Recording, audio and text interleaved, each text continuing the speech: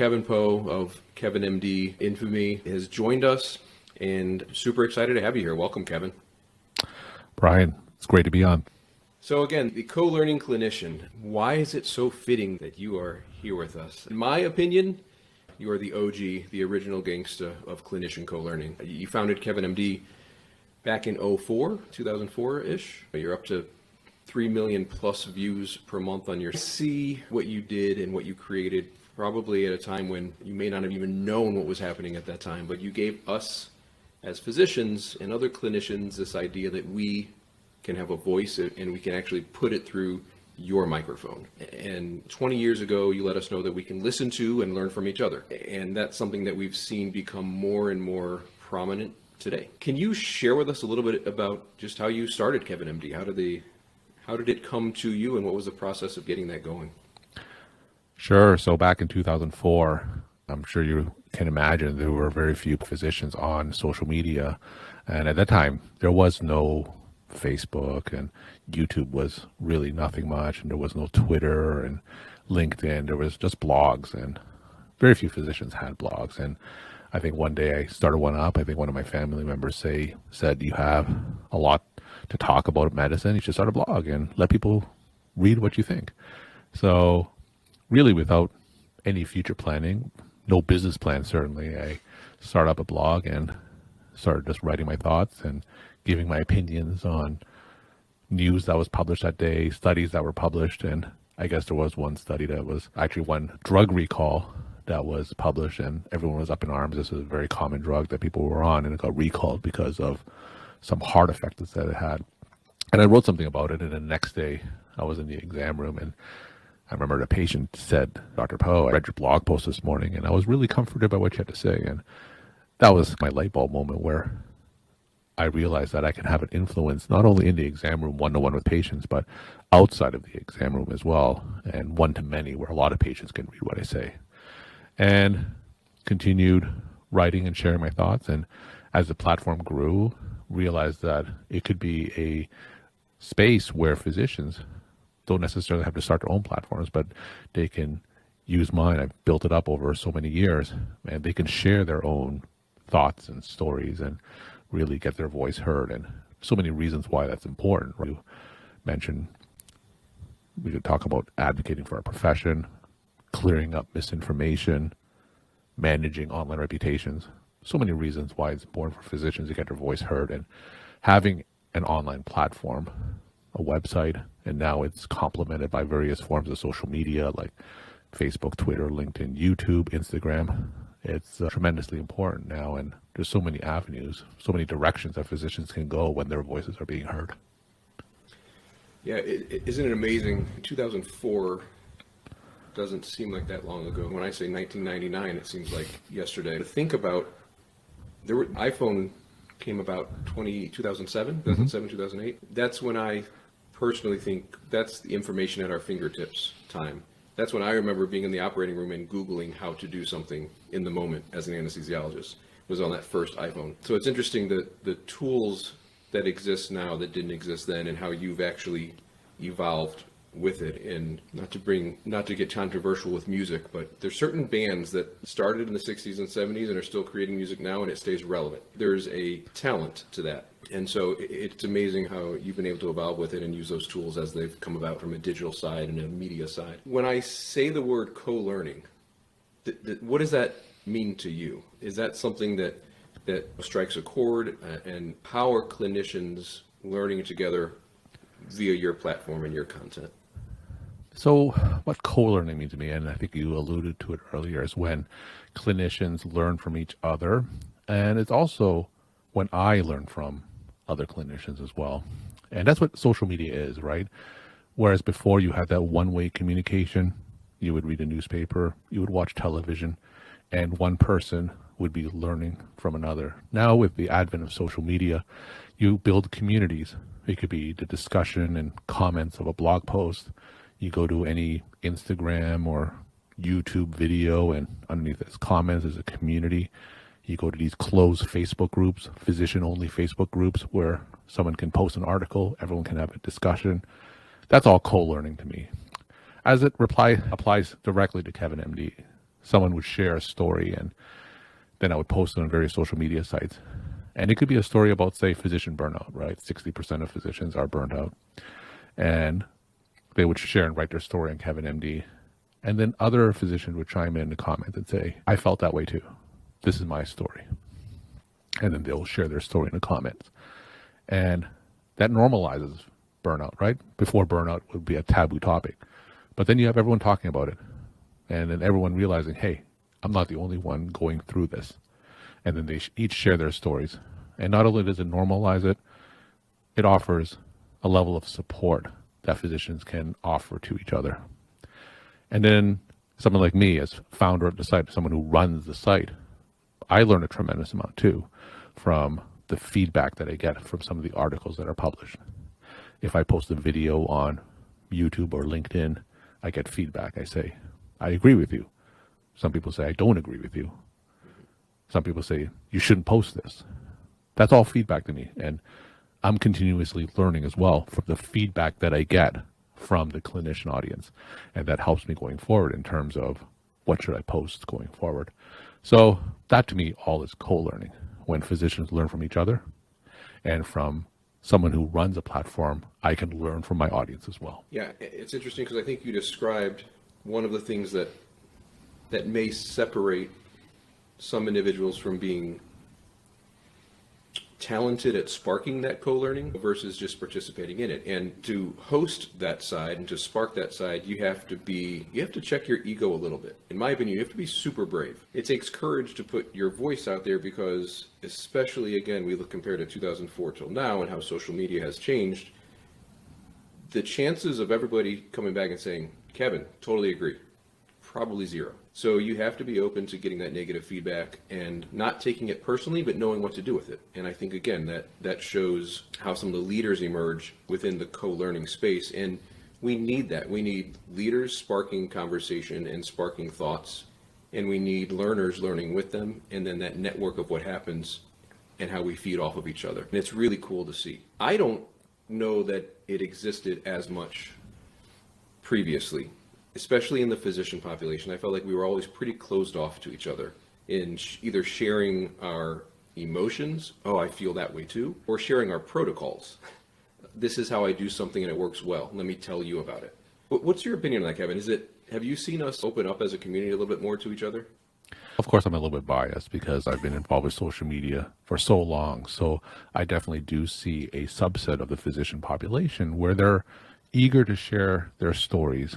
You go to some Facebook or LinkedIn groups that are physicians only, and some physicians post anonymously really vulnerable stories.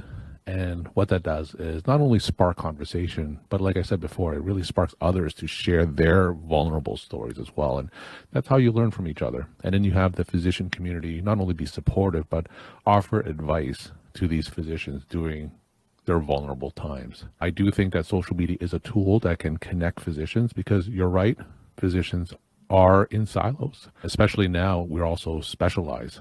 There's the demise of the proverbial physician's lounge, right? There is no more physician's lounge anymore at the hospital. Mm-hmm. You have hospitalists and then you have outpatient physicians, and we never see each other. In fact, I'm an outpatient primary care physician. I don't know the last time I rounded in a hospital. It must have been 15 years ago, right? And that's a stark contrast to what I grew up with in residency, where in internal medicine, there'll be a lot of more camaraderie, right? You'll see your colleagues every day. You could commiserate in person. But now that you're out in practice, everyone is so siloed. And I think that what I do on KevinMD for a little bit, just it brings physicians together. So they're able to share these stories. We're able to build a community and come together because there's a lot of outside forces that works against our profession. And I think the only way for us to maintain our empowerment of the physician profession is to come together, because if we continue to stay fractured and siloed, those forces are only going to split us apart and weaken the profession as a whole. Yeah, I totally agree. It's interesting, in medicine, we tend to measure things in a unique way. We live by this gold standard or standard of care, especially when it comes to, we're talking about, or written topics, written papers, protocols, policies, things of that nature. But many of your pieces focus more on experiences and opinions. Yeah. And you said that from the very beginning. You wrote an opinion piece on a blog. So I'm interested to hear your opinion on, is there a balance in your mind on what we as clinicians should sort of regard as these different levels of knowledge? Or how should we as clinicians approach these pieces as far as taking them as learnings and internalizing them and implementing them actually into our own practices? So it's probably no surprise that I think that both is important, right? So you're going to have the evidence from studies, the rigorous evidence, and that's of course well needed because all of our evidence-based practice is essentially going to be based on the studies that come out. But I do think that perspective part, the opinion part, is equally important because that's how you interpret the data. And sometimes with these studies, you do need to read that perspective. How did this study apply to my practice? What do these numbers mean for me when I treat patients? And in order to have that interpretation, you're going to need some opinion. You're going to need physicians talking about that article because sometimes a conclusion from a study can mean different things to different physicians. And the other part of that is that science is evolving, and we see that with COVID, right? What used to be scientific truths in the past is misinformation now. Science is constantly evolving, and you have so many studies that come out, and sometimes these studies contradict each other. And as physicians, we have to ask ourselves, how do we make sense of all this data that is coming to us? How do we sort through what's true and what used to be true? And then that's where perspective pieces and opinion pieces come in. We need these experts also to be online to help us make sense of all these numbers that are coming at us. Yeah, I agree 100%. Yeah. And yeah, the rapidity in which medicine and healthcare is changing is, if we solely relied on waiting for the next textbook or waiting for the next monthly journal of peer-reviewed articles to come out, we're already like 4 months behind, right? So it's filling in those gaps in between, but it is a challenge. It's no different than social media in general. You have to be able to sift through the accuracy of the data, how it applies to you, where it's coming from. And that's probably one of our biggest challenges as clinicians right now, but also one of our biggest responsibilities when we're taking in this information and deciding whether or not or how to apply it to ourselves and our practices. So I mentioned you are the OG of co-learning, which means if I'm going to equate that to this podcast right now, it's essentially saying that you are the Johnny Carson of this world, or the Jay Leno maybe, or David Letterman. And you've not only have you created and supported KevinMD as a typed platform, but you also do a podcast every day. And you speak to hundreds of clinicians or people within the healthcare space. What I love about that and what you said is not only are we learning from them, but you're picking up things from every single person you talk to as well. So this is the point where I would love to hear, out of everyone you've interviewed or met with or learned from on your podcast, any specific moments stand out to you? Is there that favorite guest that really sparked or struck something important in you? So rather than citing a specific guest or moment, I'm going to say a specific theme that's come out. So I've been doing the podcast by KevinMD for about 2.5 years now. We're almost at 900 episodes, and I've interviewed so many physicians from across the country and every specialty, and they're doing so many different things. So the theme I want to really emphasize is that physicians are more than our degrees. Gone are the days where physicians are just in the exam room or at the hospital doing a procedure, and that's what their identities are. I think that what a physician is has certainly grown and evolved. I've talked to doctors who are real estate investors. I talk to doctors who are as active, if not more, on social media than I am. I've had doctors who go into venture capital. I've had doctors who do so many other things other than seeing patients in the exam room or other than practicing clinical medicine. And they do this for a variety of reasons. Number one, we talk about physician burnout, which I mentioned earlier. We need to find a way for physicians to sometimes find a passion outside of clinical medicine. Now, don't get me wrong, there are a lot of doctors whose passion is 100% clinical medicine, but that doesn't apply to all the doctors that are out there. And those doctors are burning out. And what good are doctors if they're burning out and leaving the profession? So sometimes doctors cut down clinical hours and then they do other things that fill their cup, fill their proverbial cup, and they stay in medicine, ironically, even longer than they would have otherwise. So that's a theme that I think has resonated with me the most, is that physicians are more than our degrees, and a lot of doctors don't identify as being a traditional physician and seeing patients, because we can be so many other things other than that with our degrees today. Yeah, and you mentioned that previously we as physicians may not have been comfortable even recognizing that need, or recognizing that if we chose to do anything outside of the exam room or the hospital floors, it was a sign of weakness, or it was a sign of not being committed, or wasting the time you spent in earning this degree. It was a very negative perspective on that. Again, it took those first few people talking about it, spreading out and talking more, for all of us to realize, actually, this is quite the opposite, right? This allows us to do what we do better, and with more heart and with more dedication. And I think, again, another great example of what co-learning as a community can help drive impact and lift everybody up in a positive way. So you have been a user of CMEfy with your podcast, and you've seen some data and reflections that have come back to you. You've received some amazing insights, or again, on the CMEfy world, what we call anonymous reflections from your listeners. They've reflected on your podcast episode. They've earned CME credit. What are your thoughts on the impact that you're actually having through things like your podcast, KevinMD, and via CMEfy? Just having the opportunity to listen to the feedback, listening to people say, you're making a difference. It's important to have a platform where my voices are heard. So one of the reflections that's in front of me is saying they listened to my podcast and they talked about how that episode in particular resonated with them and their practice. We have some people who are physicians in training. They could be medical students and interns, and they listen to a show and they realize, hey, I'm not the only one going through this.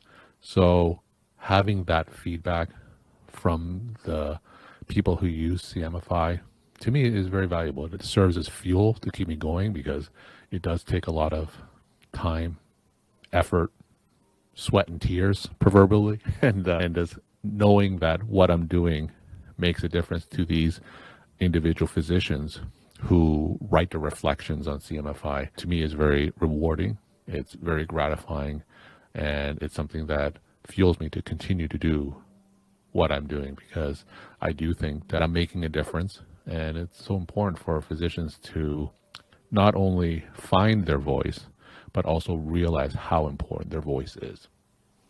Yeah, absolutely. You definitely don't need me to tell you that you, yes, absolutely make a difference, and you have a lot of impact on the clinician community. From a CMEfy view of your impact, one of the coolest things that I've seen that we can use as a measurement is if an individual's reflecting on what they just learned from you, and they're reflecting in order to earn credit, the average number of words they're putting into reflections.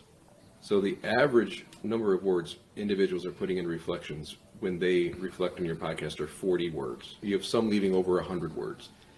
What that means is you are sparking enough thought within these individuals. And these oftentimes, Kevin, these are 10-minute podcasts, right? And you're sparking enough thought to them to sit and reflect. And the job is to connect what they just learned from listening to you in your episode to themselves and their practice. Average of 40 words per reflection is pretty incredible. And it's across almost every specialty in medicine and almost every stakeholder and persona in medicine: nurse practitioners, nurses, physicians, PAs, like you said, students. The reach of your impact and the degree of your impact is inspiring to us and very much appreciated. Again, kudos to what you've been doing for many years, and we appreciate the time and your blood, sweat, and tears that you mentioned. And we look forward to many more impactful moments together. Thanks, Brian. It's great to be on.